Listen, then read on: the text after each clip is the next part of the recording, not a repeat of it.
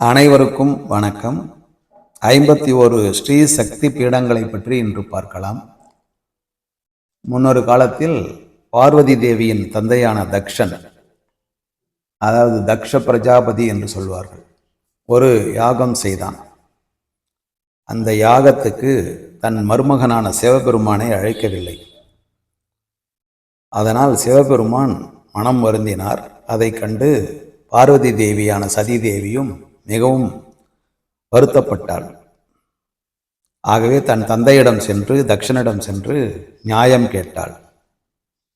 நீ உன்னுடைய மருமகன், அதுவும் உலகத்துக்கே படியல் அளக்கும் எம்பெருமானை அவமானப்படுத்தலாமா என்று கேட்டார். ஆனால் தக்ஷனோ எதற்கும் மசியவில்லை. நான் அழைக்க மாட்டேன் என்று கேவலமாக பேசினான் சிவபெருமானை.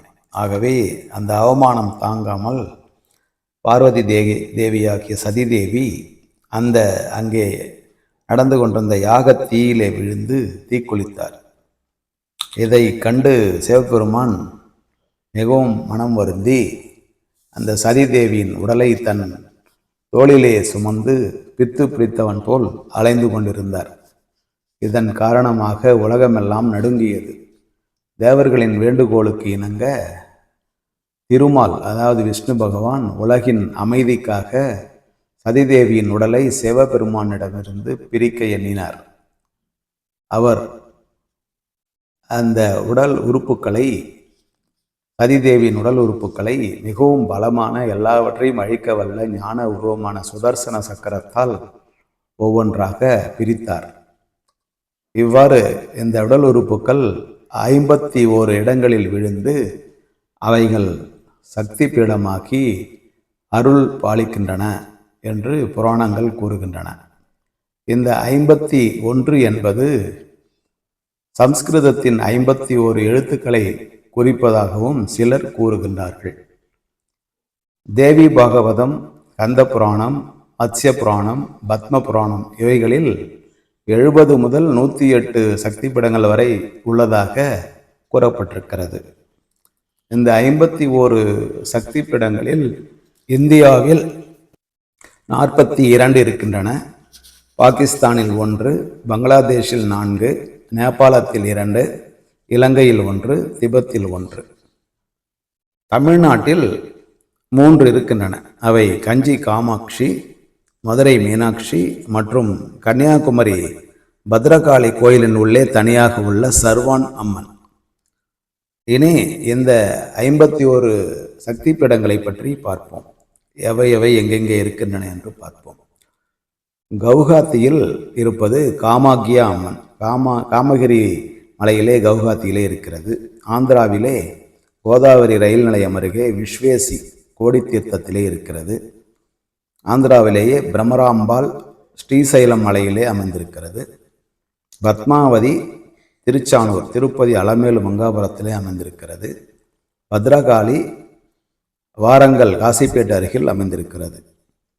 அடுத்தது உத்தரப்பிரதேசம், காசியிலே விசாலாட்சி, சித்திரகூடத்தில் சிவானி, நைமிசாரண்யத்தில் லிங்கதாரிணி, பிரயாகையில் லலிதாதேவி, மதுராவில் சாமுண்டா, அடுத்தது ஒரிசாவில் ஜெகந்தாபுரியில் விமலாதேவி, கர்நாடகத்தில் மைசூரில் சாமுண்டேஸ்வரி, வனகுண்டியில் சந்திரமாம்பா கிருபாவதி, அடுத்தது மகாராஷ்டிரத்தில் கோலாப்பூர் கரவீரப்பீடம், நாசிக்கில் பிராம்மரி, துளஜாப்பூரில் துளஜா பவானி, மாகுர்தட்டில் ரேணுகா,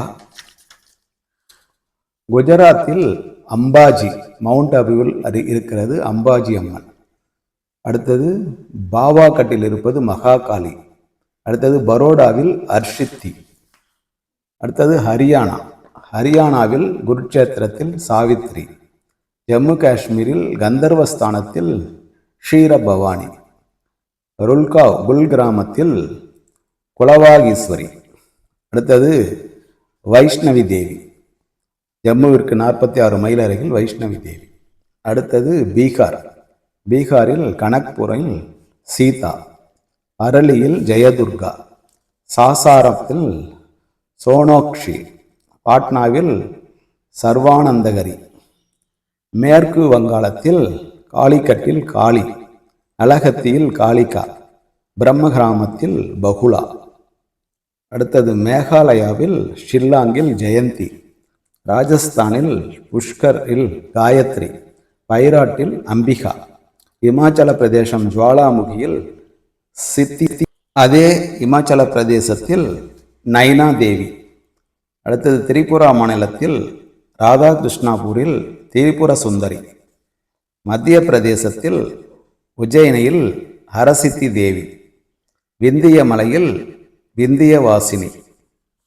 அடுத்தது பாகிஸ்தானில் உள்ள சக்தி பீடம் இங்லாஜ் என்ற இடத்தில் உள்ள பைரவி அம்மன். அதேபோல் பங்களாதேஷில் 4 இடங்களில் உள்ளது. அவை என்னவென்று பார்ப்போம். ஷிகார்பூர் கிராமத்தில் சுனந்தா அல்லது உக்ரதாரா, பவானிபரில் அபர்ணா, சீதாகுண்ட் என்ற இடத்தில் பவானி, ஜேசோர் டவுனில் யசோரேஸ்வரி. அடுத்தது நேபாளத்தில் காட்மாண்டுவில் குக்யேஸ்வரி, பசுபதிநாதர் கோயில் அருகில் குக்யேஸ்வரி கோயில் வாக்மதி நதிக்கரையில் அமர்ந்திருக்கிறது. அடுத்தது அங்கேயே கண்டகி தேவி உற்பத்தியாகும் இடத்திலே தான் கண்டகி தேவி கோயில் இருக்கிறது. அடுத்தது இலங்கையில் இந்திராட்சி ரக்ஷேஸ்வரர் கோயில் வளாகத்திற்குள்ளே இது இலங்கையில் அமைந்திருக்கிறது.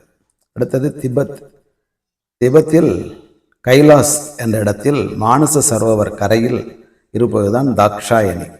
தாக்ஷாயணி தான் உண்மையில் தக்ஷனுடைய மகள் என்பதால் அந்த தாக்ஷாயணி என்ற பெயர் வந்தது. இப்படி இந்த 51 சக்தி பீடங்கள் இத்தனை நாடுகளில், இத்தனை நகரங்களில் பறந்து விரிந்து இருக்கின்றன. இந்த சக்தி பீடங்களை நாம் வழிபட்டு அன்னையை தொழும்போது நமக்கு ஏராளமான பலன்கள் கிடைக்கின்றன. நம்முடைய தோஷங்கள் அகலுகின்றன, பலவீனங்கள் அகன்று ஏராளமான பலத்தை அன்னை பார்வதி தேவி நமக்கு கொடுக்கிறாள்.